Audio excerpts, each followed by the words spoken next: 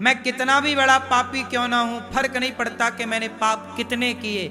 जीते जी मरने के पहले एक बार शरण में जाओ तो सही, भगवान तुम्हें निष्पाप ना कर दें तो कह देना। भागवत क्यों सुनी जाती है?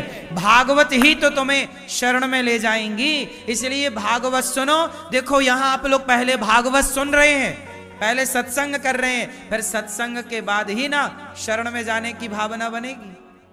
इसलिए 7 दिन की भागवत 18 फरवरी से सुनो, अपने माता पिता को सुनवाओ, भागवत जी की पोथी पाठ में सम्मिलित हो, भागवत सुनो और समर्पण करो। निष्पाप ना हो तो कहना, लेकिन शर्त है आगे से पाप ना होने चाहिए। सुनो, रामचरितमानस में तो एक बात और लिखी, परंतु वो बात हम आपको बताएंगे नहीं, केवल समझाएंगे जरा सा। एक चौपाई लिखते हैं गोस्वामी जी, सोई करतूत विभीषण केरी, सपने हो ना राम ही हेरी। इसका अर्थ तो आपकी समझ में जल्दी नहीं आएगा, लेकिन मैं आपको बस इतना बता दूं कि भगवान, अच्छा मैं आपसे एक सवाल पूछ लूं, बताओ भगवान पक्षपाती है या नहीं? उत्तर दो, भगवान पक्षपाती है कि नहीं? मैया चश्मा वाली मैया, भगवान पक्षपाती हैं कि नहीं? बैठे बैठे बताओ बिंदास, हैं कि नहीं हैं? आप बताओ भैया, भगवान पक्षपाती हैं? हाँ, भगवान बहुत बड़े पक्षपाती हैं। क्यों? देखो, अर्जुन के लिए दिन में ही रात कर दी कि नहीं? जब महाभारत का युद्ध हो रहा था तो अर्जुन ने प्रतिज्ञा ले ली कि कल के युद्ध में मैं जयद्रथ को मारूंगा। तो जयद्रथ के लिए भगवान ने माया का आश्रय लिया ना, और ऐसा माहौल बना दिया जैसे सूर्य अस्त हो गया, पर हुआ नहीं था। तो बताओ, अर्जुन के लिए भगवान ने अर्जुन का पक्ष लिया कि नहीं? और समय के पहले सूर्य अस्त होने का एक माया सी रची गई कि नहीं? बाद में जयद्रथ आया, अर्जुन ने बाण मारा। बोलो हाँ। तो भगवान पक्षपाती है। देखो, बड़ी बड़ी कथाएं हैं। अजामिल जैसा पापी, केवल नाम ही तो ले लिया ना एक बार, दूरे क्रीडन का सक्तम पुत्रम नारायणा वयम प्लावितेन स्वरेणोच्चै राजु हावा जितेंद्रिया। बेटा नारायण कहकर बुलाया, बहाना मिल गया भगवान को। पूतना जहर पिलाने आई, बहाना मिल गया भगवान को। भगवान तो बहाना ढूंढते हैं कि एक पुण्य दिख जाए भक्त का, उस पुण्य के बल पर उसे तार दूं। भगवान तो तारने का बहाना ढूंढते हैं, और भगवान सदा अपने भक्तों का पक्ष, जैसे माँ सदा अपने बेटे का पक्ष लेती है, ऐसे सदा भगवान अपने भक्तों का। गलती तो रावण ने भी की, तो गलती तो विभीषण ने भी की थी, गलती तो बाली ने भी की, तो गलती तो सुग्रीव ने भी की, पर सपने हो ना राम ही हेरी। रावण की गलती तो देखी, बाली की गलती तो देखी, पर सुग्रीव और विभीषण की गलती राम ने ना देखी, क्योंकि ये शरण में आ चुके थे। ये शरण में, हाँ, भगवान कहते हैं तुम कितने भी बड़े अपराधी हो, एक बार शरण में आ जाओ, एक बार भगवान के हो जाओ, और होने के बाद से गलतियां त्याग दो, पाप त्याग दो, फिर भगवान क्षमा ना करें तो बताना।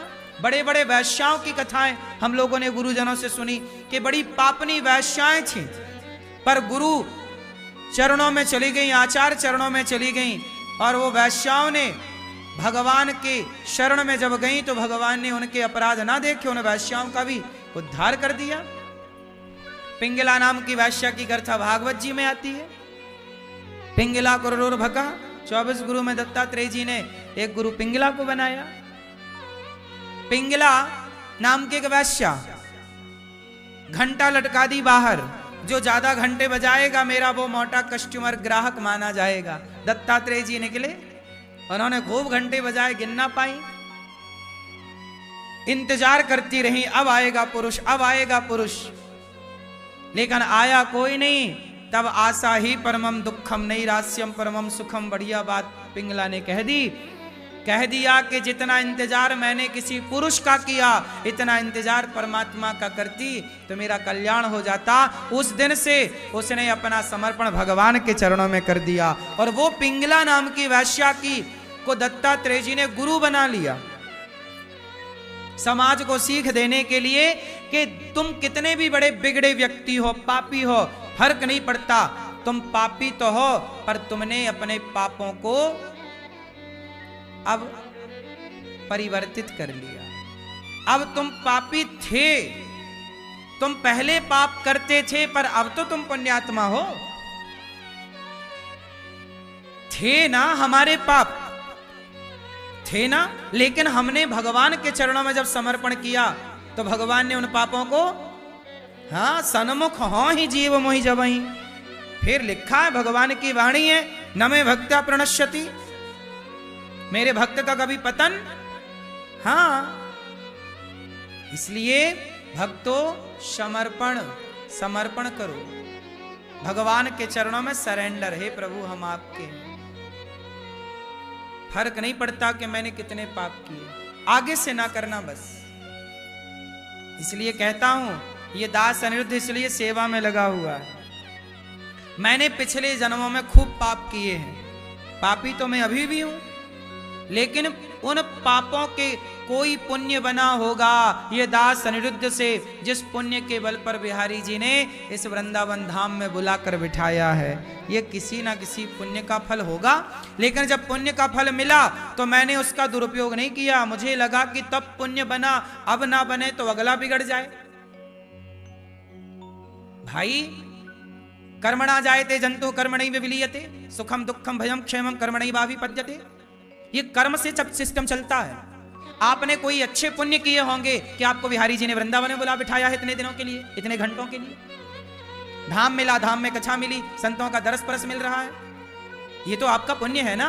लेकिन हमारा पुण्य था, तुम बड़े भाग्य मानुष तन पावा दुर्लभो मानुषो देहो देहि नाम क्षण भंगुरा तत्रापि दुर्लभम मन्ये वैकुंठ प्रिय दर्शनम। हमें मनुष्य तो मिल गया शरीर मानव का पुण्य से, कोई पुण्य था तो मानव बन गए, अब कोई पुण्य होगा तब ना आगे की गति अच्छी होगी। आज कोई पुण्य ना करें तो हमारा तो अगला बिगड़ जाए। अब मुझे आप लोग बताओ कि अब हम लोग ऐसा क्या करें, मानव जीवन पाने का आखिरी उद्देश्य क्या है?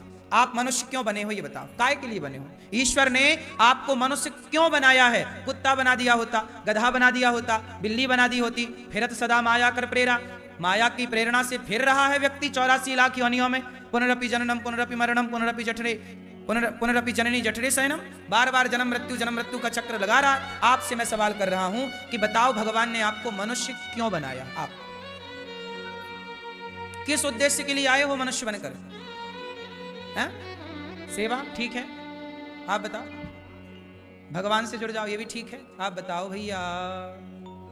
ईश्वर की प्राप्ति सही है, आप बताओ क्या अंतिम लक्ष्य है प्राणी मात्र का, जीव मात्र का? हैं?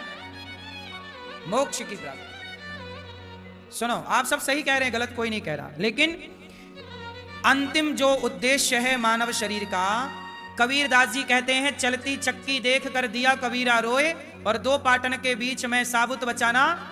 कबीर जी रो रहे हैं, बोले सब पिस रहे हैं जन्म और मृत्यु के पहिए में। पहिया दो, पुनरपि जननम पुनरपि मरणम, जन्म मृत्यु का दो पहिया, जन्म और, आप जन्म लेते मर जाते, आप जन्म लिए मर गए, जन्म लिए मर गए, जन्म लिए मर गए, जन्म लिए मर गए। ये बार बार कितनी बार हम जन्म लें और कितनी बार मरें, कितनी बार माँ के पेट में जाके उल्टा लटके, बार बार वही मलमूत्र का गड्ढा मिलता है अपने को। अब ऐसा करो कि मलमूत्र के गड्ढे में आपको और रहना है कि छुट्टी चाहिए? हाँ, ये मानव शरीर जो है ना, यही शरीर आपको जन्म मृत्यु के चक्कर से छुटकारा दिला सकता है। कबीर दास जी रो रहे हैं, सब पिस रहे हैं, तब कमाल बोला, कबीर दास जी का बेटा मुंह बोला बेटा कि कमाल बोला कि चलती चक्की चलने दे पिताजी, चलती चक्की चलने दे, पिस पिस आटा होए और कीले माही जो रहे सो बाल न बांका होए। चक्की के बीच में एक कील होती है, उसमें दाना घुस गया तो वो दाना का बाल भी बांका नहीं होता, कितनी भी चक्की चले। जो एक प्रभु की शरण में चला गया उसका बाल भी बांका नहीं होगा, जन्म मृत्यु उसका कुछ नहीं बिगाड़ सकता। जो एक हरि की, भगवान की शरण में चला। इसलिए कहता हूं भगवान की छाया में रहो, भगवान की छत्र छाया में रहो, भगवान की छत्र छाया में रहो। और ये वृंदावन तो भगवान का एक छत्र राज्य है और हम वृंदावन में रह रहे हैं, मतलब वृंदावन में भगवान की छत्र छाया में रह रहे हैं। ये भगवान की छत्र छाया है। और आप लोगों का बड़ा सौभाग्य कि आप लोगों के बल पर आज पूर्णिमा है। आज बहुत सारे भक्तों ने कहा कि गुरुजी हमारी ओर से भी यहाँ पर जो हजारों भक्त लोग भोजन करते हैं, हमारी ओर से भी भक्तों को भोजन बटे। हमने कहा क्यों नहीं बटेगा, बट जाएगा। आप भी चाहें तो अपनी ओर से, यहाँ देखिए सवेरे से शाम तक हजारों भक्त, ये देखिए यहाँ पर लाइन लगी है, कोई भी आता सबको पेट भर भोजन मिलता। अब बताइए भगवान के राज्य में, भगवान की छत्र छाया में बैठकर कोई भोजन करे और रोटी आपके नाम की खाए तो उसका फल आपको मिलेगा कि नहीं? देखो पाप तो हमसे बहुत हुए हैं, सबसे बड़ा पुण्य क्या है बताओ? सबसे बड़ा पुण्य क्या है? सबसे बड़ा पुण्य है अन्नदान और जलदान, क्योंकि सबके बिना जीवन संभव है पर अन्न और जल के बिना जीवन, हाँ हम सबके बिना रह सकते हैं, आप सबके बिना रह सकते हैं, बोलो हाँ। क्या अन्न और जल के बिना रह सकते हैं? और गौरी गोपाल में दोनों चीजें हैं, अन्न और भूखे को भोजन और प्यासे को पानी। यही है गौरी गोपाल की निशानी। यहां पर कोई भूखा ना रहे। आप में से कितने लोगों ने प्रसादी पाई गौरी गोपाल जी की रसोई में? पाई? कोई पैसा लगा? निःशुल्क मिला ना? क्या है ये? अतिथि देवो भव।